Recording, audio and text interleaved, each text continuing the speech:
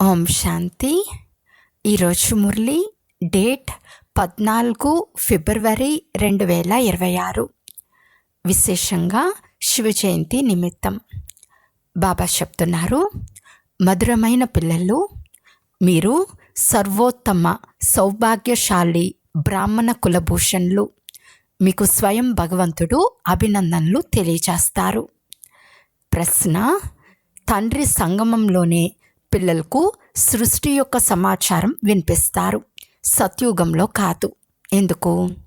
జవాబు: ఎందుకంటే సత్యుగం అయితే ఆది సమయము, ఆ సమయంలో మొత్తం సృష్టి యొక్క సమాచారము అనగా సృష్టి యొక్క ఆది మధ్య అంతముల జ్ఞానం ఎలా వినిపించాలి? ఎప్పటి వరకు సృష్టి చక్రం రిపీట్ అవ్వదో అప్పటి వరకు సమాచారాన్ని ఎలా వినిపించగలరు? సంగమంలోనే పిల్లలైన మీరు తండ్రి ద్వారా పూర్తి సమాచారం వింటారు. జ్ఞానం 3వ నేత్రం మీకు మాత్రమే లభిస్తుంది. ఓం శాంతి. ఈరోజు త్రిమూర్తి శివ జయంతి సో, బ్రాహ్మణ జయంతి సో, సంగం యుగ జయంతి యొక్క శుభదినము. ఈశ్వర్య జన్మ సిద్ధాధికారపు గ్రీటింగ్స్ కూడా బాబా అందరికీ ఇవ్వలేరు. శివ్ బాబా ఎవరు, వారి నుండి ఏం లభించాలి అనేది తెలియని వారు కూడా చాలామంది ఉన్నారు. అలాంటప్పుడు వారు గ్రీటింగ్స్ను ఎలా అర్థం చేసుకోగలరు? కొత్త పిల్లలు బొత్తిగా అర్థం చేసుకోలేరు. ఇది జ్ఞాన డ్యాన్స్. శ్రీకృష్ణుడు డ్యాన్స్ చేశాడని అంటారు కదా, ఇక్కడ పిల్లలు రాధాకృష్ణుడిగా తయారయ్యి డ్యాన్స్ చేస్తారు. కానీ డ్యాన్స్ చేసే విషయమే లేదు. వారైతే అక్కడ సత్యుగంలో బాల్యంలో యువరాజు యువరాణులతో కలిసి డ్యాన్స్ చేస్తారు. వీరు బాప్ దాదా అని పిల్లలకు తెలుసు. దాదాను గ్రాండ్ ఫాదర్ అంటారు. ఈ దాదా దైహిక ఫాదర్. ఇక్కడిది వండర్ఫుల్ విషయము. ఆ దాదా ఆత్మికమైన వారు మరియు వీరు దైహికమైన వారు. వీరిని బాప్ దాదా అని అంటారు.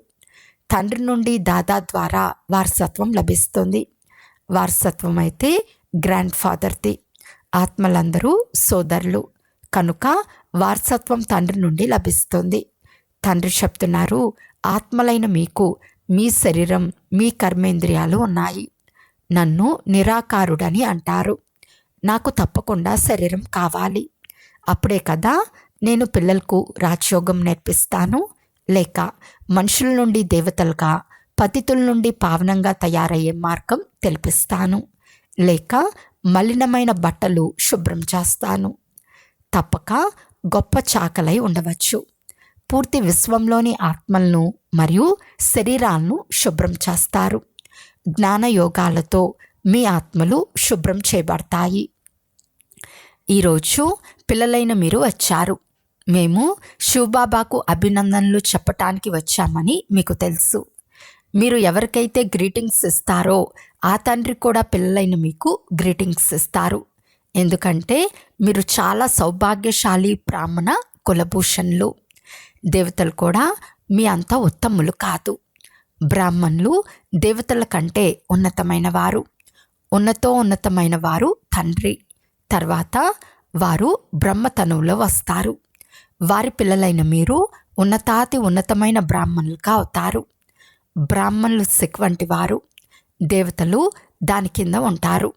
అందరికంటే పైన బాబా ఉంటారు.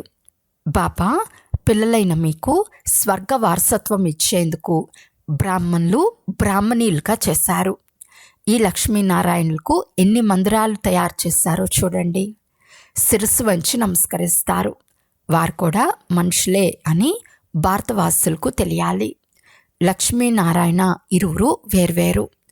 ఇక్కడైతే ఒకే మనిషికి 2 పేర్లు పెడతారు. ఒకరి పేరే లక్ష్మీనారాయణ అంటే తమను చతుర్భుజ విష్ణువు అని చెప్పుకున్నట్లే కదా.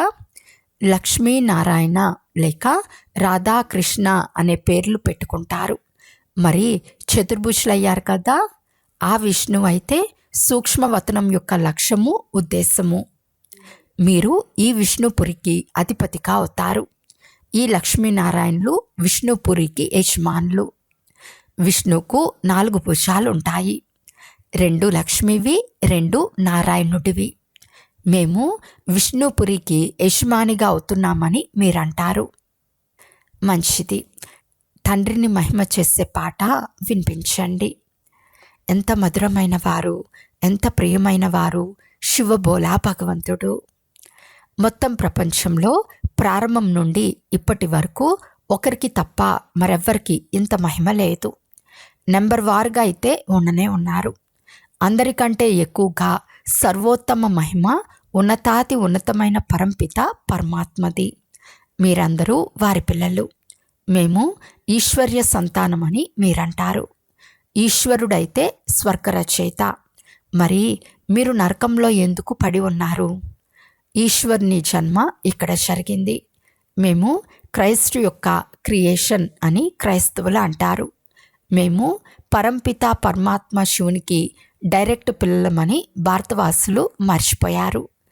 పిల్లలను తమ వారిగా చేసుకుని తర్వాత రాజ్య భాగ్యం ఇవ్వటానికి తండ్రి ఇక్కడికి వస్తారు. ఈరోజు బాబా మంచి రీతిగా అర్థం చేయిస్తున్నారు. ఎందుకంటే కొత్త వారు కూడా చాలామంది ఉన్నారు. వీరికి అర్థం చేసుకోవటం కష్టమవుతుంది. అయినప్పటికీ స్వర్గవాసులుగా అవుతారు. స్వర్గంలో సూర్యవంశీ రాజు రాణి కూడా ఉంటారు. దాసదాసీలు కూడా ఉంటారు. ప్రజలు కూడా ఉంటారు. వారిలో కొందరు పేదవారు, కొందరు షౌకారులు ఉంటారు. వారికి కూడా దాసదాసీలు ఉంటారు. మొత్తం రాజధాని ఇక్కడ స్థాపన అవుతోంది. ఇది ఇంకెవ్వరికీ తెలియదు. అందరి ఆత్మ తమ ప్రధానంగా ఉంది. జ్ఞానం మూడో నేత్రం ఎవరికీ లేదు. ఇప్పుడు తండ్రి మహిమ విన్నారు. వారు అందరి తండ్రి. భగవంతుణ్ణి తండ్రి అంటారు. వారు అనంతమైన సుఖం ఇచ్చే తండ్రి. ఇది భారతదేశంలో అనంతమైన సుఖం ఉండేది. లక్ష్మీనారాయణల రాజ్యం ఉండేది. లక్ష్మీనారాయణలు చిన్నతనంలో రాధాకృష్ణులు. స్వయంవరం తర్వాత లక్ష్మీనారాయణనే పేరు వస్తుంది. ఈ భారతదేశంలో 5000 సంవత్సరాల క్రితం దేవతల రాజ్యం ఉండేది.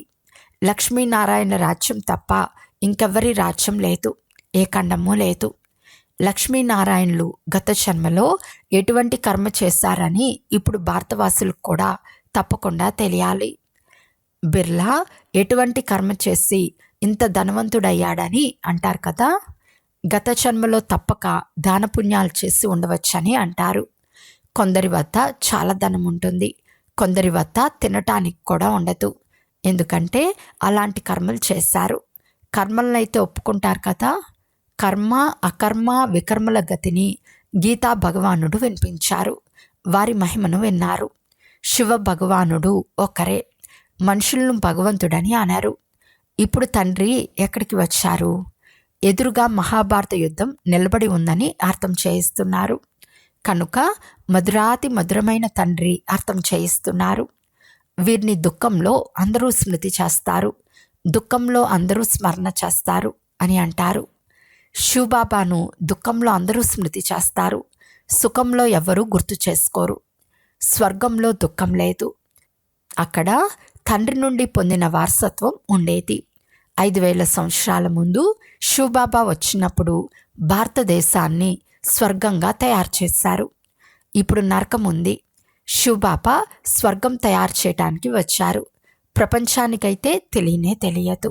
మేమందరము అందులము అని అంటారు. అందులకు ఊతకర్ర అయిన ప్రభు రండి, మీరు వచ్చి అందులకు కనుల ప్రదానం చేయండి అని పిలుస్తారు. పిల్లలైన మీకు జ్ఞానం యొక్క 3వ నేత్రం లభించింది. ఆత్మలైన మనం ఎక్కడ ఉంటామో అది శాంతిధామము. అక్కడ తండ్రి కూడా ఉంటారు. ఆత్మలైన మీరు మరియు మేము ఉంటాము. వీరి ఆత్మకు చెప్తాను, నేను ఆత్మలైన మీ అందరికీ తండ్రిని. అక్కడ ఉంటాను. మీరు పునర్జన్మల పాత్రను అభినయిస్తారు, నేను అభినయించును. మీరు విశ్వానికి యజమానులుగా అవుతారు, నేను అవ్వను. మీరు 84 జన్మలు తీసుకోవాల్సి వస్తుంది. హే పిల్లలు, మీకు మీ జన్మల గురించి తెలియదని మీకు అర్థం చేయించాను. 84 లక్షల జన్మలని అంటారు. ఇది అసత్యమైన విషయము. నేను జ్ఞానసాగరుడును, పతిత పావనుడును. అందరూ పతితంగా ఉన్నప్పుడు నేను వస్తాను. అప్పుడే వచ్చి సృష్టి యొక్క ఆది మధ్య అంతముల రహస్యం అర్థం చేయించి త్రికాలదర్శిగా చేస్తాను. మొట్టమొదట మనుషులను ఎలా రచించారు, భగవంతుడు సృష్టిని ఎలా రచించాడు అని చాలామంది అడుగుతారు. ఒక శాస్త్రంలో కూడా రాశారు, ప్రళయం జరిగింది, తర్వాత సాగరంలో రావి ఆకు మీద బాలుడైన శ్రీకృష్ణుడు వచ్చాడు. ఇటువంటి విషయం ఏదీ లేదని తండ్రి చెప్తున్నారు. ఇది అనంతమైన డ్రామా. సత్యత్రేతాయుగాలు పగలు, ద్వాపర కలియుగాలు రాత్రి. పిల్లలు తండ్రికి అభినందనలు తెలియచేస్తారు. తండ్రి తతత్వం అని అంటారు.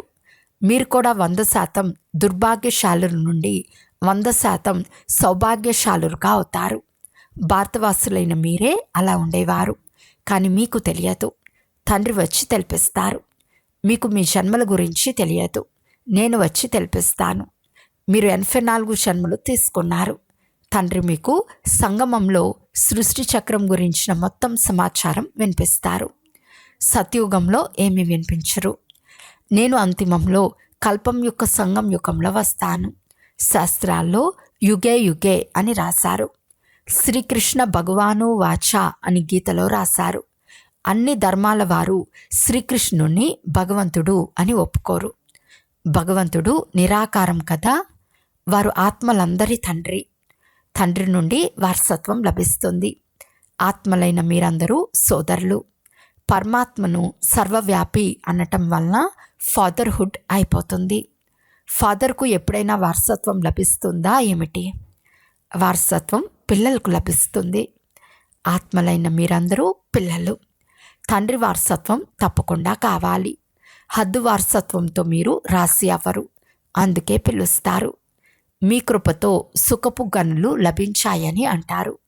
ఇప్పుడు మళ్ళీ రావణుని ద్వారా దుఃఖం లభించటం వలన పిలవసాగరు. అందరి ఆత్మలు పిలుస్తున్నాయి, ఎందుకంటే వాటికి దుఃఖం కలిగింది. అందువలన వచ్చి సుఖం ఇవ్వండి అని బాబాను గుర్తు చేసుకుంటున్నాయి. ఇప్పుడు ఈ జ్ఞానం ద్వారా స్వర్గానికి యజమానిగా అవుతారు. మీకు సద్గతి కలుగుతుంది. అందువలన సర్వుల సద్గతి దాత తండ్రి ఒక్కరే అని మహిమ చేయబడుతుంది. ఇప్పుడు అందరూ దుర్గతిలో ఉన్నారు, తర్వాత అందరి సద్గతి అవుతుంది.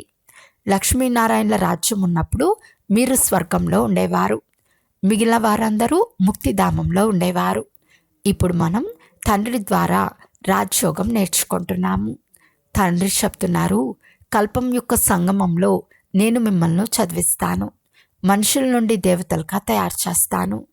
ఇప్పుడు పిల్లలైన మీకు రహస్యాలన్నీ అర్థం చేయిస్తాను.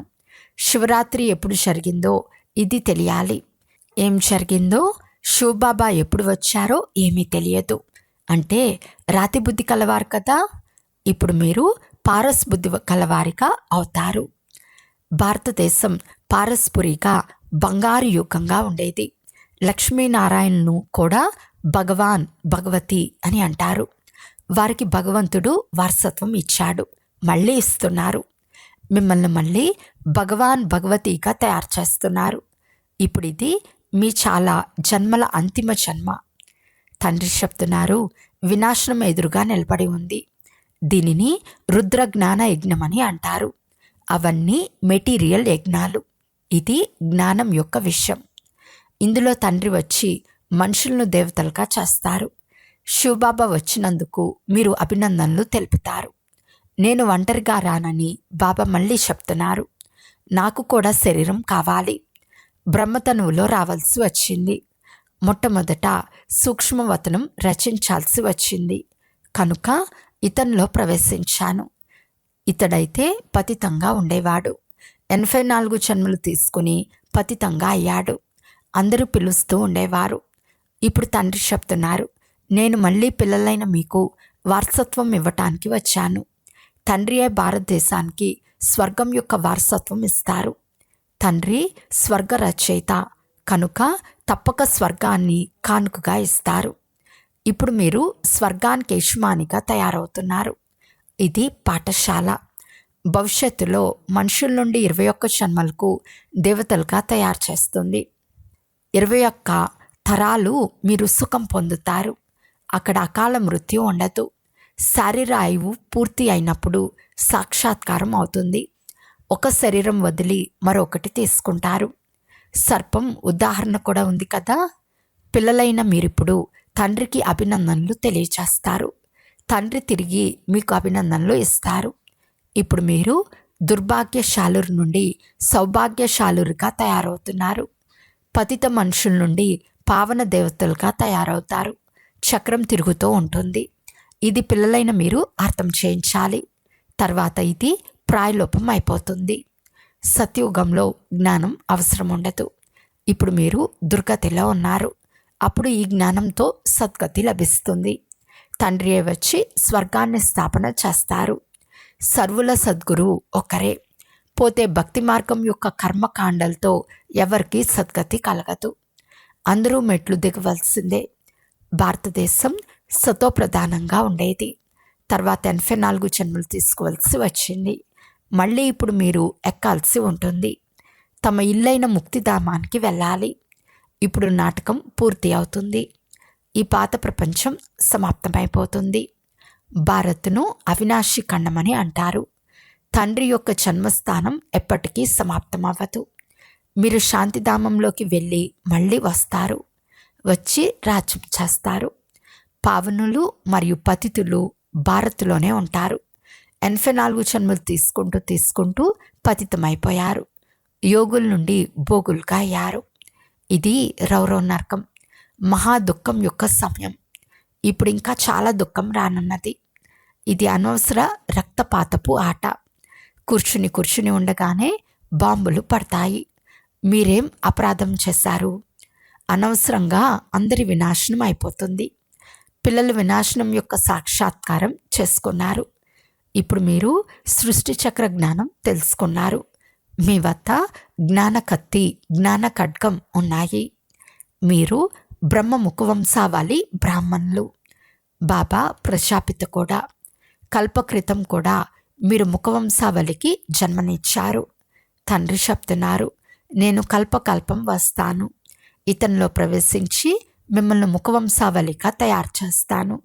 బ్రహ్మ ద్వారా స్వర్గస్థాపన చేయిస్తాను. స్వర్గంలోకైతే భవిష్యత్తులోనే వెళ్తారు. చీచీ ప్రపంచమైతే సమాప్తమైపోవాలి.